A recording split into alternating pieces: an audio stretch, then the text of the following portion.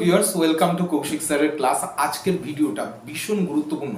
যারা প্রাইভেট ব্যাংকে জব করতে চান, অনেকেই আছেন সরকারি ব্যাংকে চাকরির ইন্টারভিউ দিয়ে বা চাকরির আইবিপিএস পরীক্ষা দিয়ে পাচ্ছেন না বা বারবার দিয়েও ব্যর্থ হচ্ছেন। তাদের অনেকেরই আছে বয়স চলে যাচ্ছে, তো ওই দিকে যা দিচ্ছেন, কিন্তু প্রাইভেট সেক্টর ব্যাংকে যদি ইন্টারভিউ দেন, বিশেষ করে অ্যাক্সিসের মতো নামকরা ব্যাংকে, কি কোশ্চেন আসবে, কি এলিজিবিলিটি আসবে, এ টু জেড আজকের ভিডিওটাতে বলবো। খুব ভালো করে প্রথম থেকে শেষ অবধি আজকের ভিডিও দেখবেন, কেননা কি যারা এই প্রাইভেট ব্যাংকে কেরিয়ার করতে চান, অ্যাসিস্ট্যান্ট ম্যানেজার হতে চান, অবশ্যই আজকের ভিডিওটা তাদের জন্য ভীষণ গুরুত্বপূর্ণ। তো মূল ভিডিও যাওয়ার আগে দু একটা কথা, যারা এই প্রথমবার ইউটিউবে আমাকে দেখছেন তাদেরকে বলে রাখি, আমি ডক্টর কৌশিক কুণ্ডু, আপনাদের চ্যানেল কৌশিক স্যারের ক্লাসে আজকে একবার। যারা এই প্রথমবার আমাকে দেখছেন অবশ্যই চ্যানেলকে সাবস্ক্রাইব করবেন এবং পাশে থাকা বেল আইকন ক্লিক করবেন নতুন ভিডিও তাড়াতাড়ি পাওয়ার জন্য। আরেকটা কথা, গুরুত্বপূর্ণ কথা, যদি মনে করেন যে কমার্স ওরিয়েন্টেড টিউশনসের ব্যাপারে কিছু জানতে চান বা পড়তে চান, অবশ্যই ডেসক্রিপশন বক্সে দেওয়া লিঙ্কে যোগাযোগ করুন, এবং প্রাইভেট সেক্টরে জব করতে চাইলে ডেসক্রিপশন বক্সে দেওয়া লিঙ্কে আমাদের সাথে যোগাযোগ করুন, এবং ভিডিও ভালো লাগলে অবশ্যই একটা লাইক করুন। তাহলে চলে আসি আজকের ভিডিওর মূল পর্বে, সেটা হচ্ছে অ্যাক্সিস ব্যাংকে ইন্টারভিউ রিলেটেড সমস্ত কোশ্চেন্স আনসার, ইনক্লুডিং এলিজিবিলিটি, কত টাকা salary, A to Z package of Axis bank. প্রথমেই ইম্পর্টেন্ট যে জিনিসটা, প্রথমে বলে দিই অ্যাক্সিস ব্যাংকের এলিজিবিলিটি কী। প্রথমেই বলে দিই, যে কোনো ব্যাংকে, প্রাইভেট সেক্টর ব্যাংকে যদি ডাইরেক্ট পেরোলে কাজ করতে হয়, অ্যাক্সিস ব্যাংকের আপনি ডাইরেক্ট পেরোলে কাজ করতে হবে, তবে আপনার এলিজিবিলিটি হচ্ছে আপনাকে গ্র্যাজুয়েট হতে হবে, মাস্ট। গ্র্যাজুয়েট কি প্যাটার্নের হতে হবে? 10 পাস হতে হবে, 12 পাস হতে হবে, +3 হতে হবে। এখনকার দিনে 4 বছরের গ্র্যাজুয়েশন হয়েছে, কিন্তু তারা এখনও কেউ পাস করে বেরোয়নি। তো সুতরাং 10 +2 +3 হতে হবে, এটা হচ্ছে ব্যাপার। বিকম নয়, বিএসসি, বিএ, বিকম যে কোনো ট্রেডের হলেই আপনি অ্যাক্সিস ব্যাংকের জন্য এলিজিবল হয়ে যাবেন। এইবার কত এজ থাকতে হবে বলে দিই, পরিষ্কার কথা, এজের ক্রাইটেরিয়া কিন্তু মেনশন করা সেভাবে নেই, কিন্তু দেখেছি 18+ থেকে শুরু করে 30 বিলো হলে জব পেতে সাহায্য হয় বা জব তারা তাড়াতাড়ি পান। 30-র উপরে গেলে যে পাবে কি না, কি হবে না, এরকম কিন্তু কিছু বলা নেই। সেক্ষেত্রে কিন্তু ব্যাংক কর্তৃপক্ষের স্পেশাল কনসিডারেশনে চলে যাচ্ছেন, গুরুত্ব দিয়ে শুনবেন।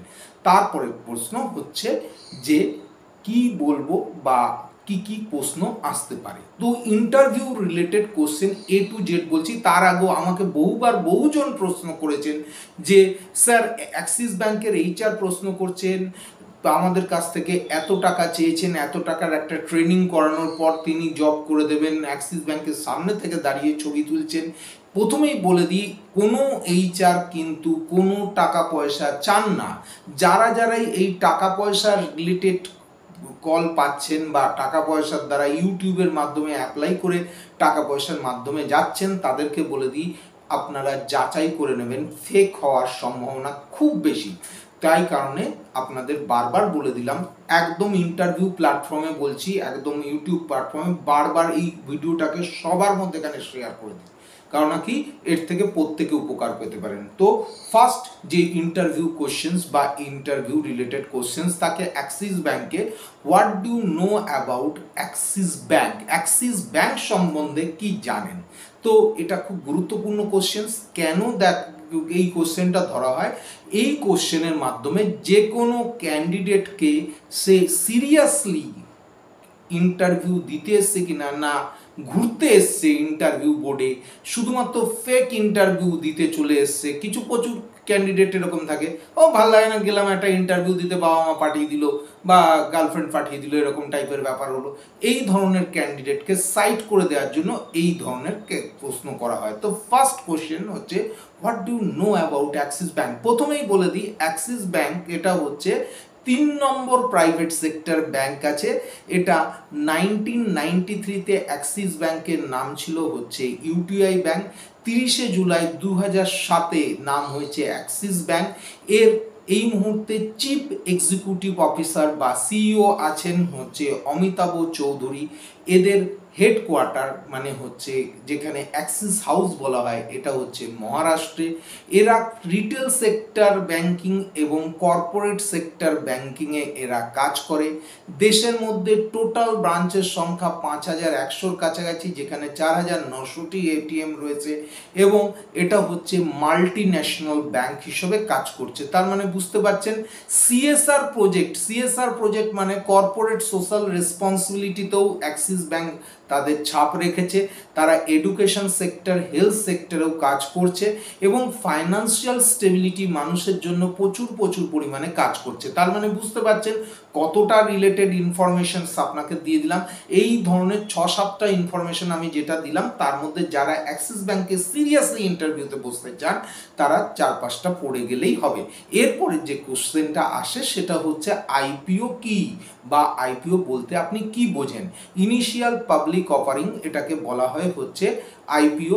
যখন কোনো প্রাইভেট কোম্পানি পাবলিক লিমিটেড কোম্পানিতে কনভার্ট হতে যায় সেক্ষেত্রে পাবলিকের কাছ থেকে টাকা তোলার জন্য তখন এই আইপিও তারা ছাড়ে বা ইয়েতে, এটা হচ্ছে পাবলিককে কাছ থেকে টাকা তুলে তার বদলে তাদেরকে শেয়ার দেওয়া হয়। বোঝা গেল।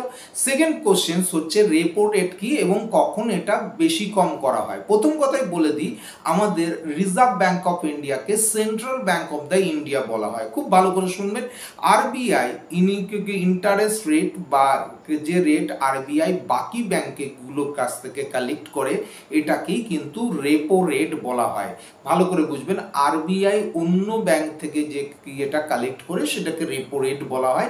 এইবার রেপো রেট কখন বেশি কম করা হয়, যখন ইনফ্লেশনের সময় আরবিআই কি করে রেপো রেট বাড়িয়ে দেয় এবং অন্যান্য ব্যাংকগুলো কি করে এই সময় তাদেরকে যদি আরবিআইয়ের কাছ থেকে লোন নিতে হয় সেখান থেকে বেশি টাকা দিয়ে লোন নিতে হয় এবং সাধারণ মানুষেরও সেটা করতে হয়, যার ফলে টাকার ফ্লোটা অনেক কমে যায়।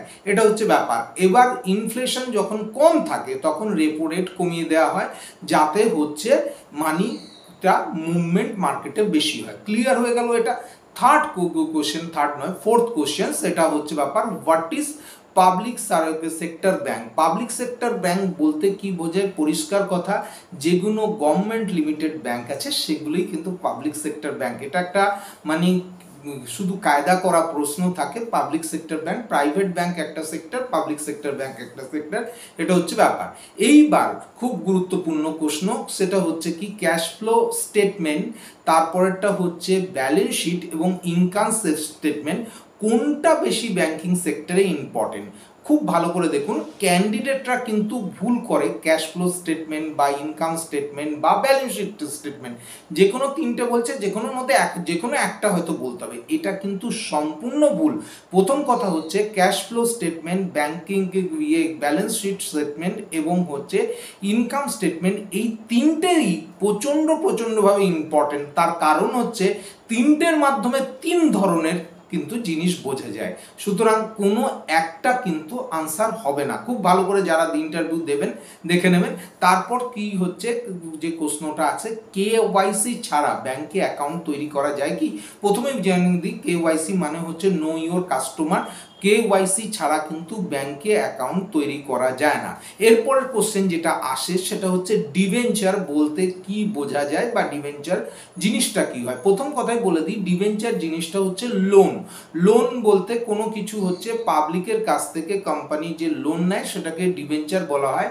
মাথায় রাখবেন, ডিবেঞ্চারের জন্য পাবলিককে কিন্তু কোম্পানি ইন্টারেস্ট দেয়, সেক্ষেত্রে ইকুইটি হলে সেক্ষেত্রে পাবলিককে শেয়ার দেওয়া হয়। খুব ভালো করে বোঝা গেল, ডিবেঞ্চার মানে হচ্ছে ইন্টারেস্ট দেওয়া হবে। এরপর যেটা হচ্ছে কি কোশ্চেন আসে যে একমাত্র কোন ব্যাংকের মনোপলি অধিকার আছে মানি প্রিন্ট করার, সেক্ষেত্রে মানি প্রিন্ট করার মনোপলি অধিকার আছে একমাত্র আপনাদের আরবিআই বা রিজার্ভ ব্যাংকের। বোঝা গেল। এরপর যে কোশ্চেনটা পার্সোনাল কোশ্চেন করে এইচআর রাউন্ডে, ভীষণ গুরুত্বপূর্ণ কোশ্চেন, প্রিভিয়াস কোম্পানি থেকে আপনি এমন কোনো মিস্টেক করেছিলেন বা এমন কোনো মিস্টেক কি হয়েছিল যার দ্বারা আপনি মানে সাফার করেছেন এবং কিভাবে মিস্টেক ওভারকাম করেছেন। মাথায় রাখবেন, খুব ট্রিকি কোশ্চেন, গুরুত্বপূর্ণ কোশ্চেন। সেটা হচ্ছে কি, প্রিভিয়াস কোম্পানিতে আপনি কোনো ফাইন্যান্সিয়াল মিস্টেকের কথা কিন্তু তুলবেন না। আপনি বলবেন এক্সেল শিটে কিছু প্রবলেম হয়েছিল এবং পরবর্তীতে যখন এটা আমি প্রথমে বুঝতে পারিনি, পরবর্তীতে যখনই এটা বুঝতে পেরেছি তখন এটাকে আমি মডিফাই করে দিয়েছি। খুব গুরুত্বপূর্ণভাবে উত্তর দেবেন, ঠিক আছে? স্টেপ বাই স্টেপ মডিফাই আমি করে দিয়েছি। তাহলে বোঝা গেল। এছাড়াও যে কোশ্চেনগুলো আসে সেগুলো ইন্ট্রোডাকশন ইউরসেলফ বা এইচআর রাউন্ডে যে আলাদা করে ভিডিও দেওয়া আছে সেগুলো দেখে নেবেন। তাহলে বোঝা যাচ্ছে এটা হচ্ছে গুরুত্বপূর্ণ। অ্যাক্সিস ব্যাংকের প্যাকেজ কীরকম হবে, পোস্ট হচ্ছে অ্যাসিস্ট্যান্ট ম্যানেজার, প্যাকেজ প্রায় 30,000 টাকা পার মান্থ হবে। তাহলে কেমন লাগলো ভিডিওটা, কেমন লাগলো অবশ্যই ডেসক্রিপশন বক্সে লিখে জানান। আরও যদি ডিটেলসে জানতে চান অবশ্যই কমেন্ট করে জানান। আপনাদের রিকোয়ারমেন্ট অনুযায়ী কিন্তু আমি ভিডিও তৈরি করে দেবো। অনেকক্ষণ আমাকে সময় দেওয়ার জন্য আপনাদের অসংখ্য ধন্যবাদ। দেখা হচ্ছে পরবর্তী একটা ইন্টারেস্টিং ভিডিওতে। স্বাস্থ্যের খেয়াল রাখবেন। নমস্কার।